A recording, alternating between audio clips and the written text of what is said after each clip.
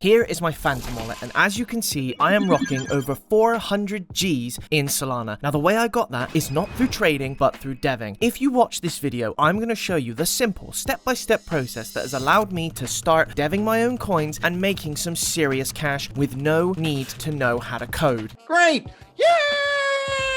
This video is for educational purposes only. I am not a financial advisor. Your capital is still at risk. I'm just here to explain how the process works. We will get to my method very shortly, but first let's take a look at how some of these coins are performing. And one of the things I wanted to talk about today is kind of the sod's law of the trading game, because look at a coin like this. You know, there is a lot of activity going on here. It is going up and down like absolute crazy. So much money is going in and out of this coin. Now, if you wanted to make a quick buck, then this coin would be pretty good actually, because it's not going to be too long until it kicks up again, but you've got that really narrow window in order to make that money. Okay, so you know, if you've got a life and you've got responsibilities and other things you need to do, you know, we can't sit here and watch the coins all the time. And this isn't really a coin you could set reminders on once it reaches a certain level, because as you can see, it's not too long before it crashes down again. However, you know, there are some people that still manage to make decent profit, but I think a lot of that is down to them just being able to glue to the screen and just hover over that sell button the whole time. Now, this is a method that I'm going to show you where you don't even have to run for that long, so you could do this very quickly when you've got a spare 5 minutes in your day, and that is using createcoin.fun to launch your own meme coin on the Matura market with no coding required. Okay, all you need is a little bit of Solana to back your coin with, and then the ability to push a few buttons. Again, let's take a look at markets. Now, I mentioned the Matura market earlier, and I did that for a reason, because as you can see here on Pump, there are lots of coins that really do not make it. There are a bunch of coins that barely get past $100 in terms of their market value. A few get past the odd, you know, 1k, 2k, 7k there. They've done pretty well. And then there are those, you know, once in a lifetime coins that get up to the high leagues, right? However, on the Matura market, which we can access via Dynamic on a terminal, sorry, not Axiom, and then we can have a look and see that the market caps are a lot more evenly spread. Now, there is a lot more coins that get into the tens and the hundreds of Ks on Matura than there are on Pump. And the reason for that is because Pump has way more people uploading coins to it than Matura does.